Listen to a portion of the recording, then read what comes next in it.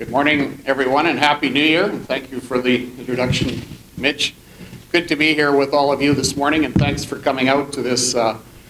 Has become an annual event. This is the second of two, and hopefully more in the future, and we appreciate everyone who's attended, and particularly the Premier who's made this fit into her schedule. I'd also like to introduce our county councillors that are here this morning, and they are Holly Johnson, Lynette Kopp, Amanda Philpott, Greg Screever, Adina Scandrup, and Dan Short. I think we're missing three, but why don't you all wave to everybody? Really proud of what we've been able to accomplish together and also with our municipal partners. I don't know if I need these. They're going to fall off anyway, so I'll put them here. I'd also like to introduce a few neighboring representatives. Reeve, the MD of Cypress, Dan Hamilton is here. Glad you could come. And councillors from the MD of Tabor, Merrill Harris and Brian Hildebrand, thanks for coming to join us this morning. Good to see you. As well as the Mayor of Oyen, Mr. Doug Jones, who's also the chairman of PEP, the Palliser Economic Partnership. So welcome. The county's primary and ongoing focus is on attending to the details of roads, water, and waste, and doing that efficiently and effectively in the service of ratepayers. If you see situations that need attention, whether it's road conditions or other concerns of the county, get in touch with the county through Newell Connect. That's an app that very effectively allows you to raise your concerns and pinpoint the problem that you see, and we look forward to that. Or call if you're not technically adept at that like I'm not, but you can call 403-362-3266. And I'm pleased that our staff is very in tune with hearing from ratepayers and appreciates the contact. Our goal is to provide effective, efficient service and to reduce unnecessary costs for ratepayers, reducing red tape where we can. So bring forward your ideas through Newell Connect. We appreciate it. As Matt Fensky, our CAO, says, we strive to deliver above average service at below average cost. As council, we're proud of the accomplishments of our dedicated staff and want you to know that in the recent past, they have been recognized both provincially and nationally at the national level for excellence in financial reporting, workplace safety, and IT services. The County of Newell invests heavily in quality of life amenities throughout the region, supporting fire and emergency services, recreation and cultural services, together with our local municipal partners, the City of Brooks, the Town of Bassano, villages of Dutchess and Rosemary, and all of our hamlets. To all of them, we say thank you. We're stronger together, and it's always important that we iron out our challenges locally, because nothing gets solved outside of the district better than we can solve our differences locally. For the past 2.5 years, we've been working together at getting things going again at CDC South, which was the Crop Diversification Center South, known to many of you locals, or of us locally, as the Hort Station. I'm pleased to say that last month we signed a lease agreement with the Government of Alberta for CDC South. That has taken some time. That's 740 acres of land, much of it set up for small plot irrigated research in 4 distinct locations, as well as a greenhouse, labs, and administration and support buildings. We're looking for partners to get research and related activities going this year. Excuse me. We anticipate establishing a not-for-profit organization, an entity to operate the facility for the good of the community, the industry, and the Government of Alberta. We're expecting additional funding in the spring provincial budget for facility maintenance, because it's a significant infrastructure that has just gotten a little tired and needs some maintenance.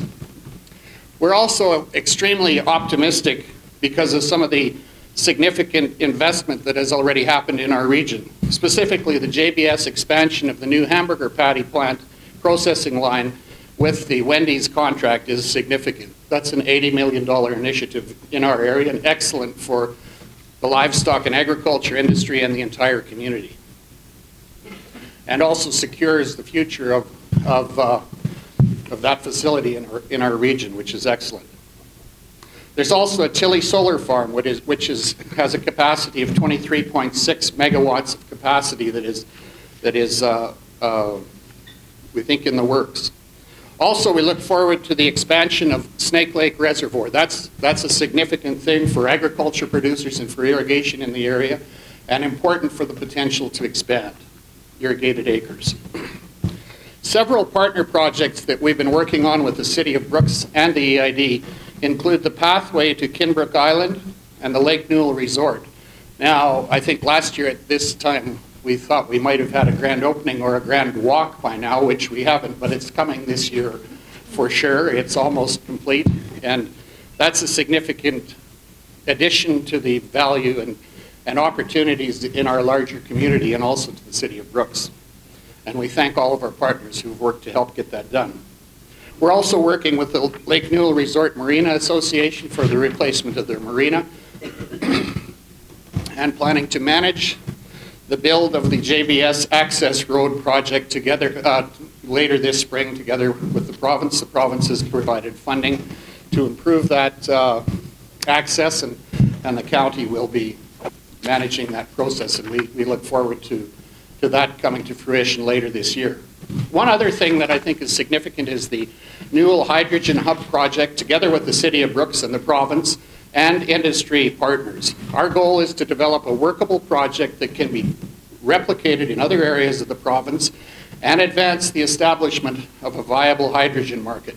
And I'm pleased this morning that Brian Beets and Greg Baden have come partners to help develop that project. Welcome here this morning. I'm glad you came out today. County Council has also been involved in some advocacy to and through the RMA in opposition to the federal zero-emission vehicle mandate. Also, we've had some input into the Canadian Sustainability Disclosure Standards, as well as actively now that we are putting forward a motion opposing the Canadian Net Zero Emissions Accountability Act to the spring RMA convention. And we'll be looking for to neighboring municipalities for support in that regard. That will go to the Foothills Little Bow meeting later this now in January. Now, history teaches us that men and nations behave wisely once they have exhausted all other alternatives. And observing what has gone on in Ottawa over the last 9 or 10 years, and more recently in the last few weeks, I think we hope that we are approaching the point of exhaustion of the alternatives. I think that's important for all of us. To quote Joseph Fournier in the November 11th Western Standard article, he says, blue-collar Western Canadians have seen $700 billion in natural resource investment capital flee south of the border and overseas over the past 9 years in the name of climate leadership and in a futile effort to buy social credit with climate alarmists. And a sub-70-cent Canadian dollar would bear witness to that. Further, between 2016 and 2019, Alberta forced closure of 18 coal mines and 6 power plants, coal-powered power plants. That, I would suggest, puts some strain on the reliability of the grid because of the nature of coal-fired energy. It's reliable. We know that a society and an economy succeeds when it has a secure supply of reliable, affordable energy. The County of Newell and Southeast Alberta has been blessed with multiple sources of reliable, secure, accessible, cheap, and clean energy. That's coal, natural gas, hydrogen, oil, hydrocarbons, and sunshine. We have an abundance of energy sources and resources, and we believe that we need to exploit all of them, but it needs to be done affordably with a view of the bottom line. We cannot lose track of that. With the advent of the Trump administration, we no doubt face a significant level of economic uncertainty. The looming threat of tariffs is real. However, hopefully, we are represented by a good negotiator and we make a good deal. I think that we have a partner in the U.S. who wants to make a deal, and that is an opportunity. According to Dennis McConaughey, a former vice president of TC Energy, in an opinion column in December, he says, Canada's emission reduction initiatives are as much threat as Trump's tariffs. And I don't think we need to look very far to realize how that has impacted our entire economy. And they are self-imposed and have been building up for years. Chasing a green energy ideology as though economics don't matter has created an overburden that wants to and will break our economy if we don't check it. The challenge in the message coming from south of the border offers great hope for Albertans and Canadians, and our opportunity to again attract investment in our cheap, clean, secure, and reliable energy production, and to focus on affordability.